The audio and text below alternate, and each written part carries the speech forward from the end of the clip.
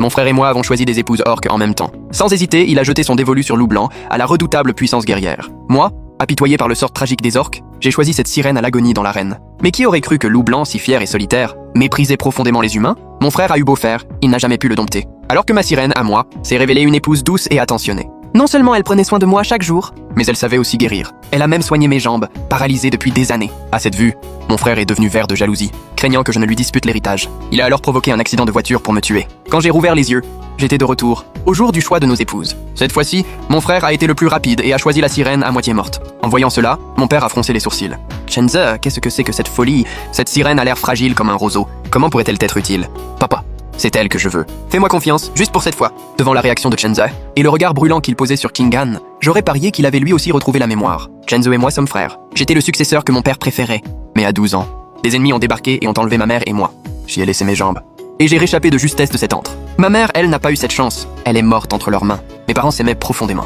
Mon père, incapable d'accepter sa disparition, m'a reproché de ne pas l'avoir protégée. Ajoutez à cela que la famille Chen fait dans les armes depuis des générations et valorise avant tout la force guerrière de ses descendants. J'avais des dispositions, certes, mais réduit à l'état d'infirme en fauteuil roulant, je ne faisais pas le poids. Mon père a donc abandonné l'idée et s'est tourné vers mon cadet, Chenze, pour en faire son héritier. Toutes ces années, je me suis habitué à sa préférence pour lui. Alors, quand Chenze a fait son petit caprice, mon père n'a eu d'autre choix que d'accepter, résigné. Chenze, fou de joie, a levé son panneau. Des employés sont rapidement venus, et après avoir reçu le paiement, ont aussitôt détaché les chaînes de Shingan et l'ont fait descendre avec déférence. Gu Qing'an, les yeux baissés, affichait un air pitoyable. Sans égard pour ses blessures, elle s'est agenouillée et a fait une grande révérence à Chenze. Petit maître, je m'appelle Gu Qing'an, merci de m'avoir sauvé. Je vous servirai de mon mieux, je vous le promets. Bien, bien, relève-toi. Chenze, ravi d'être ainsi adulé, l'a relevé d'un geste et l'a prise dans ses bras. Tu m'aideras, n'est-ce pas? Je compte sur toi. Bien sûr, maître. Quel tableau charmant. L'homme et la femme semblaient faits l'un pour l'autre. En voyant l'air satisfait de Chenze, je n'ai pu m'empêcher de ricaner. Mon cher petit frère, cette sirène est vénéneuse. Chéris-la bien, comme un trésor. J'ai hâte de voir ta tête le jour où tu découvriras la vérité et qu'elle aura causé ta perte. Quant à moi, je montrai du doigt, dans l'arène, Luosi, la louve blanche couverte de sang que les employés fouettaient et qui refusait obstinément de fléchir le genou. Dans ma vie antérieure, c'est Chenze qui l'avait choisi. Personne n'en voulant aujourd'hui, je la prendrai. Je choisis cette louve blanche. Les loups ont des sens affûtés. À peine avais-je parlé que ses yeux fiers, depuis l'arène, se sont tournés vers moi. Son regard exprimait la rage, la rébellion. Chenze, en entendant mon choix, a éclaté d'un rire moqueur sans retenue.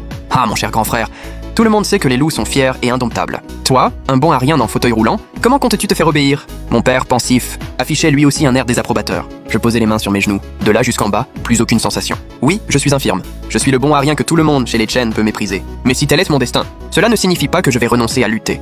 Confusément, je sens que lui aussi peut changer ma situation. J'ai confiance, je peux gagner sa confiance et la mettre à mon service. Et ainsi, pas à pas, reprendre ce qu'on m'a pris.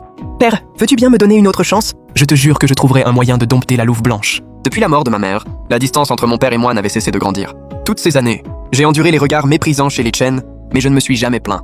Jamais montré faible devant mon père. C'était la première fois que je lui demandais quelque chose. Peut-être par culpabilité, mon père a hésité. Il m'a fixé un long moment, puis a acquiescé. J'ai donc levé mon panneau et acheté lui aussi au prix le plus fort de la vente. De retour à la résidence des Chen, Chenze n'a même pas pris son repas. Impatient, il a tout de suite emmené Gu Qing'an dans son pavillon. Peu de temps après, j'ai entendu ses cris perçants provenir de là-bas. Puis les domestiques se sont mis à circuler, chargés de divers remèdes hémostatiques et de matériel de soins.